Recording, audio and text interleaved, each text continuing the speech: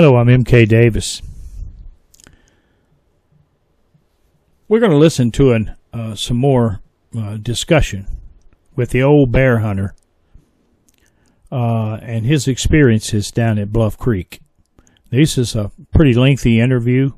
I'm going to divide it in two. This is about 35 minutes.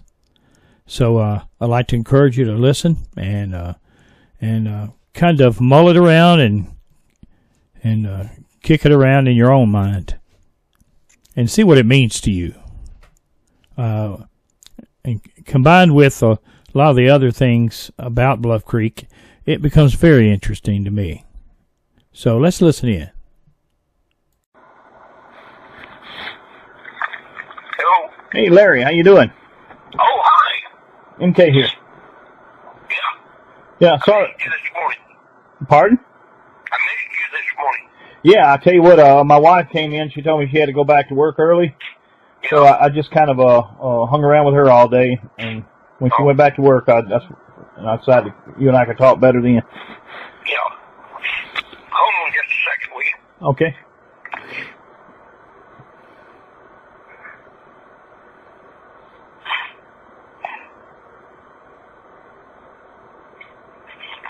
My darn nose is a racehorse, if you know what I mean.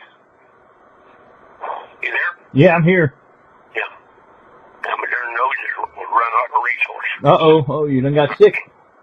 No, I just do it every once in a while. Well, how you doing with after being sick and everything? Well, I've still got high blood pressure pretty bad, but you know, I'm walking every day 8 to 10 miles, and I'm just hoping I can get control of it by just exercise. You know? But right now I'm taking like 5 different medicines, and it's still running high. You know. I'm taking a baby aspirin. All I'm taking for my high blood pressure. Oh, hey, that's pretty good. I'm just taking my blood pressure a little bit high, but it's coming down every day. I'm just taking equate aspirin. Yeah, that's what I take. Low dose. Yeah. Now you were telling me about there been a sighting at Bluff Creek. Yeah. Up that road from the store. Now has that been within the last few weeks or? Yeah, within the last month. Within the last month. Yeah. Was it a daytime or at nighttime? It was daytime. Daytime. Oh man. Yeah. Yeah. Yeah, in fact, they supposed to have, I haven't seen them, but they supposed to have even got photographs of the footprints and stuff. Oh really? Yeah. Wow. You know, it's just, well, you know where the Bluff Creek store is. Yeah, you're talking about the one down there on the highway 96? Yeah, before you get to Orleans. Yeah. Between Wichita and Orleans. Yeah, I know. The store's still in business or not? Well, the store's not, but they got a guy running a rafting business out of that building. A ratchet? A rafting.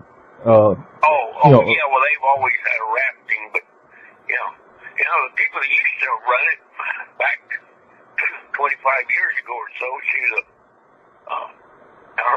was an attorney, and she ran the store. He was an attorney out of Orleans. Uh-huh. Not Orleans. Anyway, down there as you turn, like you're coming up towards Bluff Creek and all that. Willow Creek? That's right. Yeah, Willow Creek, yeah. Everything. I got in here today trying to find my maps, and I cannot find one of those maps of that country. Of course, I don't really need them. I might not know the name of the roads, but I know where the roads are here and where they go. Yeah, I done got pretty used to it myself. But I can't. But it won't be long before, that they'll have Bluff Creek, the Patterson site and Louse Camp and all that blocked in, where you can't even get in there. Well, I kind of like it myself. I do too. I'm glad there ain't so many people going down there, Yeah. I think it's a good thing. They had that program, BFRO, Bigfoot deal on television. Oh, for about 5 hours of it. Yeah, Finding Bigfoot. Yeah, on Finding Animal Planet. Bigfoot. And they finally admitted, they brought out, part of the show was that all this stuff is written for them. They said that on the show?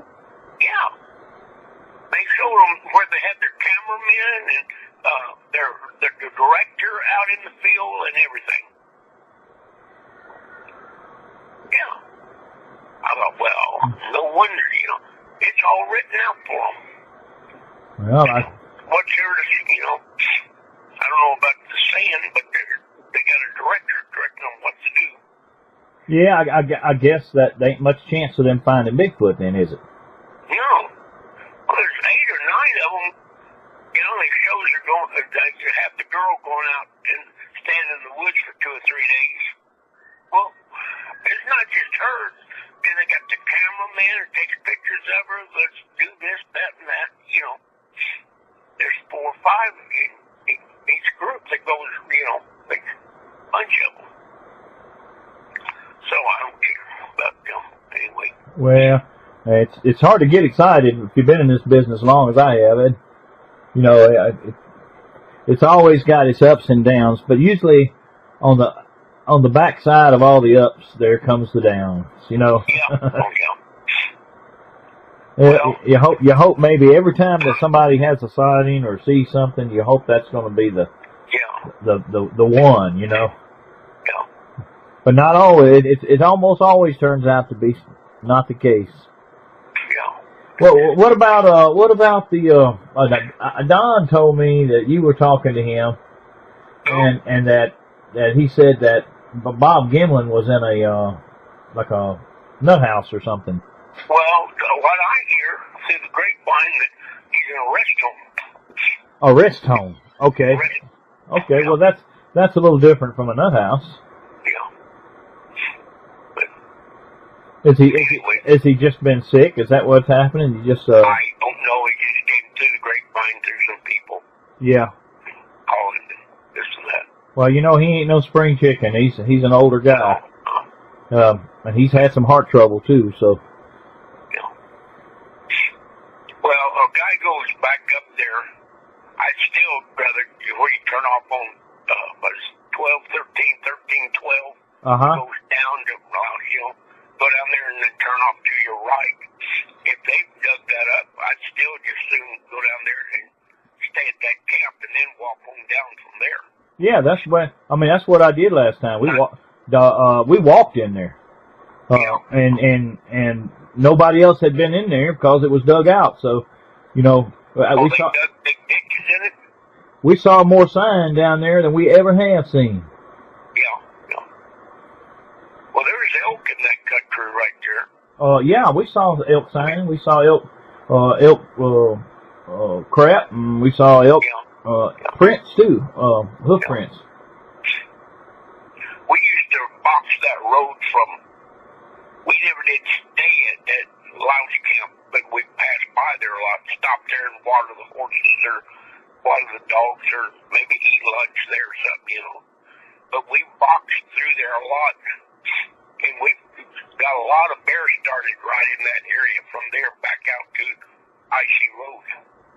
And what we used to do is we take everything, and back in the 60s, you could ride all that horseback, even across the little creek up there on the hill. You just go, I don't mean just go through the woods, but there's trails that you could go, animal trails. Yeah. In our pack, our horses and stuff was used to them, and we just ride those hills. But that's how But I used to take the dogs and go up that trail a lot and strike bears out of there. Yeah, well, I ran in. I think I may have told you this. I ran into a bear. I think you did. Yeah. Well, something I was thinking about that. The sun was behind that bear, and I could see, with it backlit by the sun through his hair, that this bear's hair was reddish. Yeah.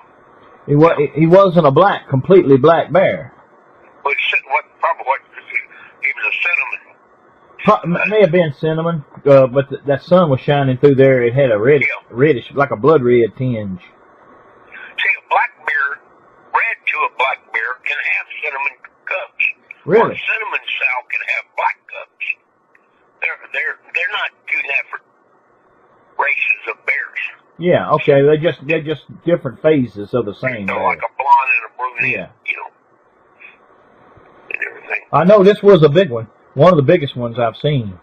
Yeah. He was. Of course, he was close up, so that would make him bigger, wouldn't it? I ain't never been that close to a wild bear in a wild situation.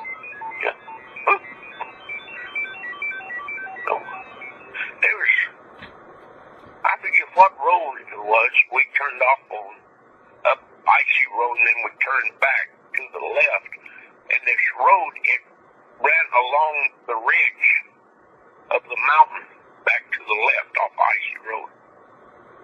I could find it, but anyway, we started a bear there one time, and it had about a 6-inch crack.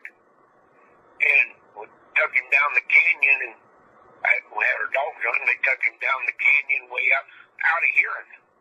But I could still pick on him from the trackers. And pretty soon, about an hour or so, we drove around, and here the dogs come back out right up the bottom of this canyon way out there. And I didn't know the country at all, really. And we heard them set out a tree. All of a sudden, we came around and stand riding our. He lives there out of, or he did, he's passed away now, but he lived there out of, anyway, up there out of Hoopall. And he told me, he said, you go right off this hill here, and they'll be down by my canyon. And he says, we'll go around and we'll get as far as you can. You got to just bring him on up the canyon. Well, one of his boys, and Larry Crane, he lives over there at Orleans, or Eureka. And Bill Bishop, the guy that I was in partners with, we went down there, and Bill was way behind. And you can believe this or not, I may have already told you this story, but that bear was so high in that tree, it looked like maybe a 150-pound bear. It was, I mean, that tree was high. And I had to back off about 30 feet or more to be able to see up towards him, up in the street. And all I was shooting was that 357. And I mean, he was big. He was up there. And I just threw my old Larry Crane, he couldn't get his gun loaded. And I told him, I said, and the bear was moving around and everything. And I backed off a little further and backed up, and I propped my gun against the tree. And first shot, I shot for his spine, and the bear started coming out, and I shot him again. And it turned loose and fell out of the tree. Well, underneath the tree, there was a bunch of berry vines, and there was a log there, probably 3.5 foot tall, with a bunch of spikes on it. And that bear came down and forked one of those. Well, I tried to get in there. That's why I backed up, mainly because of those berry vines. You couldn't get in close to the tree, and I couldn't see up anyway. He came down and forked this limb, which was about the size of a pop bottle, that went all the way through. And before I get up on the log and get down there and kill him, he killed 2 of my dogs. After falling out of that tree that far, the further it came, the big and blood was gushing out of its mouth and stuff.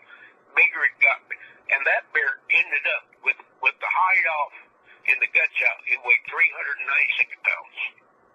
Man. The hair on his neck was, I got pictures of him here. It was sow. And the hair on back of his neck was 4.5 inches long. Is that unusual? Big bear. That was unusual much. But after it fell, landed on its stomach with that stop stuck right through it, stuck up by its heart, you know. It still killed 2 of my dogs. Just grabbed them and bit them, you know. Yeah. But I jumped up on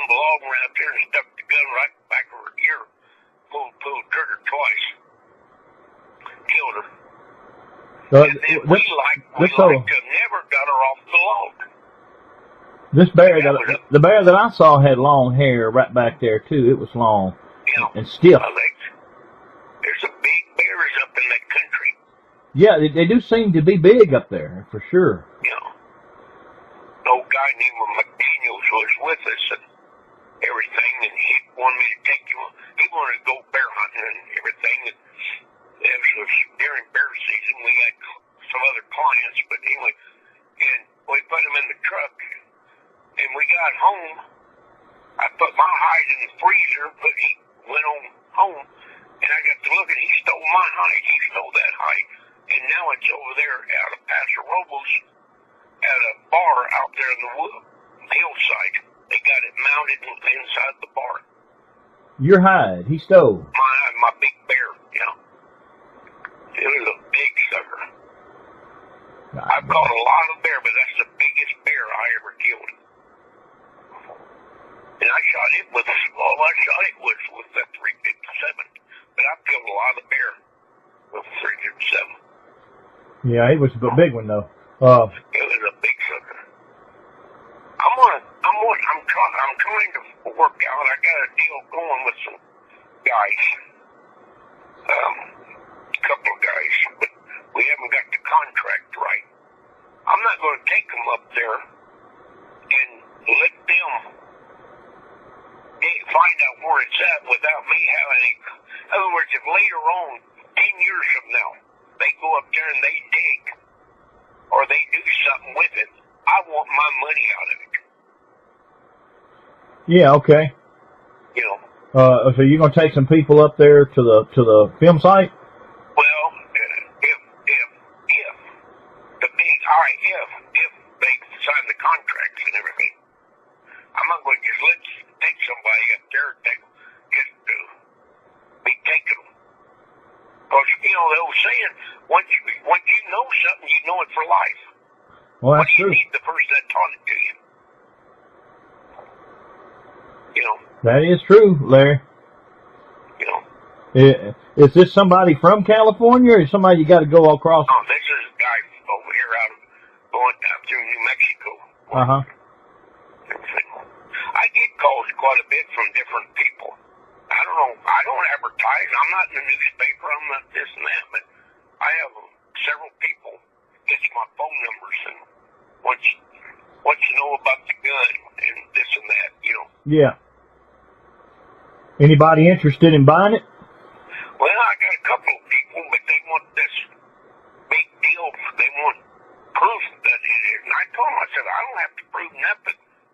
I know Ivan Marks didn't like him, and I know what he told me. I know what Peggy told me, and this and that, you know. So, what that? Bob Gimlin, he's claiming it was just him and Roger up there that time. Well, yeah. Well, I know what he when they claimed. made that film, you know. That you ought to be something down there still, you know, that you can find to make for proof. Well, I get in there, you know, it's been quite a while, but I'm pretty sure, I bet my life on it, I found where the graves are at when I was up there 3 years ago. Oh, you did?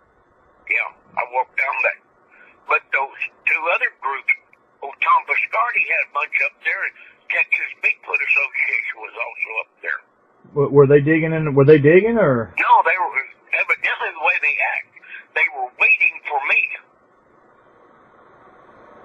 and they followed me around. But I just take them other places, sit down, and then I start talking garbage to them, and they'd get upset and they'd leave. Then they go back, and they were camped down there at the bottom of that road. You know, just as you go off there, the one we're talking about. Where they tore the road up now, going down to you. Yeah. But, you know, Tom Biscardi, some of his bunch was there. But I didn't know any of them. There was Korean or Japanese or Chinese or something with them, too. Oh, really? Oh, yeah. But well, let me ask you. I don't know. Somehow, some going up there. Well, let me ask you something. I mean, that's pretty hard digging up there. You know, in that a lot of rock. Do you know exactly where to dig so you wouldn't have to work yourself to death? Well, I think I could find. I think I found site. It's like it was before, but you know, it's growed up. You know, little bushes. When I was there in '68, they're probably bigger your leg now. You know, they're little trees. Yeah. So you got to really. But I went to the spot, and in my own mind, I know I found the spot. So. Well, they can't be far down there, because if you dig far down, you'll hit that bedrock. You know, they gotta be in shallow graves. Well, you know, they use that little bobcat backhoe. I mean, caterpillar dig the holes with. It's probably they're probably what 6 feet down or something like that. Yeah. So. I think they're probably still there, or some remains are still there. Yeah. All you cover the bodies was quicklime. Well, I've been told that quicklime would also eat up copper, and they shot them with the army shells in their copper. So I'm just wondering if there is going to, unless the bullet that was in the body has gone in the dirt instead of the lime hasn't touched any of it. Yeah, what lime eats up certain things and it preserves other things. Yeah. It'll eat up flesh, but it'll preserve bone. Yeah. Well, dig in there then. You know, next time I go up, or if these guys don't, I've been figuring today money wise and everything. I figure it's going to cost me about $3,000 to make the trip. Well, for gas and not so much food, you know. Yeah. But for gas, and I'll carry some food. But I'm not going to set up a big old trailer and tarps, and I rough it. I get up there, and what I'm figuring on doing, I know take me in there, and then let some of these Indian boys I know up there take my pickup home. And whenever I get ready to come out, I can find my way back. I mean, I can get a ride back out there. There'll be surely somebody on that icy road in a day or two. It's, what's it, 15, 17 miles. That's not bad walking downhill. You know. Oh, it's all downhill, too, from there. Yeah, I know it. No. But if I go back up there this time, I'm saying because I might die tomorrow. You know what I mean? But I go back up there, I'm going to stay at least 2 weeks. Because, well, be gone from the house here 2 weeks, maybe a month, because it takes me 4 days to drive out there. Well, when do you think that might be? Next summer? Well, I'm wanting to go up there maybe in July, something like that. It's cool down those canyons. Oh, yeah, it is. Matter of fact, there's still some snow up there. We went up there, it was still snow in June. Yeah. So, it's cool still. Yeah. That water was ice cold. Yeah. Well, that's another preservative effect, if everything down under there is cold. Yeah. Well, that creek, as you pass Bluff Creek, the store, you go around there half a mile or 3/4 of a mile, and there's a bridge there, and there's a creek crossing the road there. Yeah. You know what I'm talking about? Yeah. Okay, that creek comes down. That's the same creek that comes there by that campground. Yeah, Aikens Creek, they call it. I don't know what they call it, but that's the same creek that comes down through there. It comes out by a campground on the Klamath over there. Is that same one you're thinking about? Yeah, well, just right there by Bluff Creek store. Yeah, well, you got Bluff Creek, and that's got a big bridge. Okay. Yeah. Then you got Aikens Creek back on the Right Willow. there by the Bluff Creek store. Yeah, this is between the Bluff Creek store and Bluff Creek is Aikens Creek. Oh, okay. It's a little small creek, and it got a campground right by downstream from there. Right. Yeah. And that's called Aikens Creek. Yeah. So anyway, but I'm gonna go in there and, like I say, 4 days going, 4 days coming. That's 8 days. That's a week and 1 day. Yeah. Because I don't want to have to depend on renting a car or anything like that. I could fly out there, save me time, but then I'm stuck. You don't have your freedom of having a vehicle. No.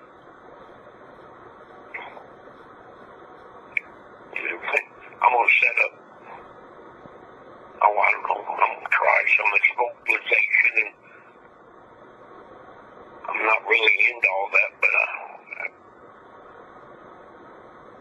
Well, if they just saw some down there, that's pretty encouraging. you know how I deer hunt? How's that? You know that when I crap in a bucket a couple of days, pee in it, and take it out, set in the woods. I've always killed a deer over my crap bucket. Really? Yep.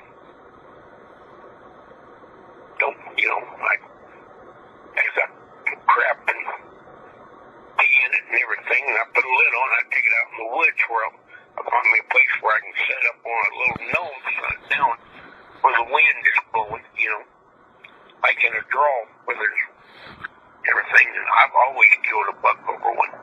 Well, I'll be doggone. And that's what I'll see about this. That's what I'm figuring I'm trying to do. Maybe not take a bucket, but just fix me a outhouse open in the woods, and see if I can draw something in. Well, Louse Camp's got a little porta potty out there. Yeah. That may be why they have a lot of sightings out there.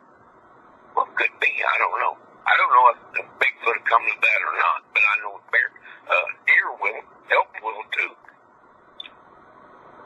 Well, I'll be. Yeah. You learn something all the time. Now, I learned it. I was hunting over here about, anyway, quite a ways. Here a few years ago, there was a girl, we'd leave camp and come back and she'd have her deer. We'd leave out hunting again, we'd bring a deer in, she'd have her another deer. Back then, they were allowed 5 deer. She got all 5 of hers and she never left camp. And I followed her one morning. She was on the 5th one. I stayed there, drove off, came back, and I watched what was happening. And she was going down there. They had a outhouse.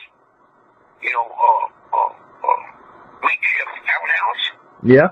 She was going down there, sitting there, waiting for these deer to come up to that outhouse. That's where then she admitted to it. That's where she shot them, was over there. She was baiting deer with them. Well, I'll be. Pretty good. Yeah. So I started doing it. And it worked. I mean, gross. Yeah, well, I mean, whatever works, I guess. Are you going to be able to go anywhere soon? Or, Well, I kind of hope so. If I get my health straightened out. Yeah. And I'm working on it. Yeah. You talked to Don since I talked to you. Yeah, I talked to Don this morning, as a matter of fact. Oh, really? Yeah. You tell him you talked to me? I did. What did he say? He just said that he had talked to you and that you had told him about Bob Gimlin. Yeah. Oh, yeah. I'm glad he's not in a nut house. That'd be pretty bad. I know it's probably not, he's in a home. That's not the best either, though, but. Well, no. That's what I was told anyway. Well, there ain't no guarantees in this world.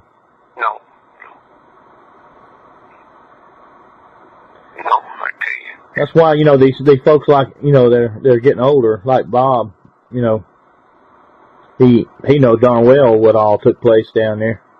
If he dies and don't say anything, you know, then you begin to lose all your eyewitnesses, you know. Yeah. Well, see, Peggy and Ivan was there, and but this gun I've got was sent to. Hold on a second. I've got all this written down because, believe it or not, I forget sometimes. Like those roads up there, I forget the names of them. I don't know where they're at. Come on, Larry.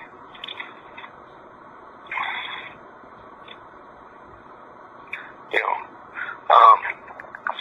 according to Remington Arms Company, my gun was made between 59 and 63. Late 59, early 63. And the one that sent the gun to them his name was Bob, not Ivan Marks. It was sent to them for what reason? To be repaired? To do something on it. I don't know what, to do some repair somehow. I don't know. And they wouldn't tell me. But the guy gave me the name of the man. I can tell you. Okay.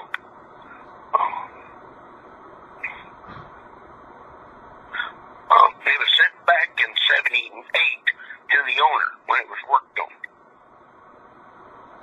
I called Remington Arms Company and I talked to one of the managers, and he looked up and he said, "No, I'm not going to. I can't tell you the people's name, but he says the guy's name was Bob." But I talked to Peggy, and she admitted that it was from Bob Gimbel. Now, whenever I said it to her a second time, and she said, "Bob who?" But she told me in advance, when I give you the name, I'm not going to repeat it. Because she didn't want to get involved with it. Yeah. And when Ivan gave me the gun, he told me, he says, this gun was on the killing. Now, the way he put it, the 5 or 6 big things. Uh-huh. You know, and I talked to Peggy about the movie. You know, he made that movie In Search of Bigfoot or something like that, documentary. And it was in movie theaters for a long, long time. And he gave me a copy of the movie and everything. Legend of Bigfoot. That's what it was. And anyway, and he told me, he says, this gun was in on shooting the 5 or 6 big ones over here. Over here, he says. Now, over here could be, see, he lives in Bluff Creek, and over there at Eureka, that's not that far. I mean, you know, you could say, well, over there on the other side of California. Yeah. Like that. But then when I talked, now, there was also, there's a Bob Green that was there. Now, it could have been Bob Green's gun. You mean but I was shooting with the gun. You mean John Green? Well, John Green, yeah. Yeah, okay. No, well, no, it couldn't be. Okay. I was thinking his name was Bob Green. Here's John. Yeah, that's right. See, I forget. But anyway, from the Ivan got the gun from Bob. Whoever. And it was up there, so I'd say, that's right, that guy's name was John Green, wasn't it? Yeah, John Green. So it had to be Bob Gimbel who owned the gun, and somehow Ivan got it from him and everything. Yeah. Was that gun the only one that was used? No, there was 3 guns used. Well, so 3 different guns. So there's 2 other guns out there. Somewhere, yeah. I wonder if they were 30-06s like that. I have no idea.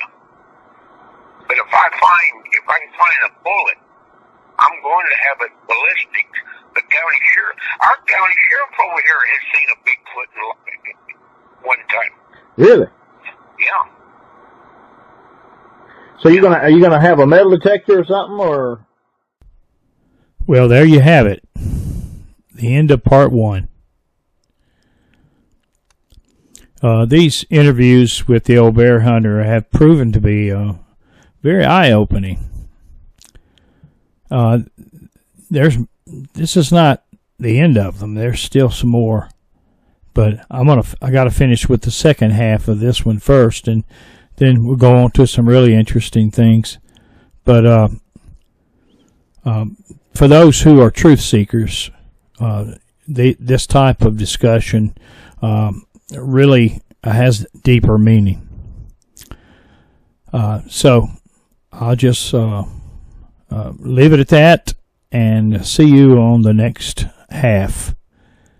And I thank you for your time.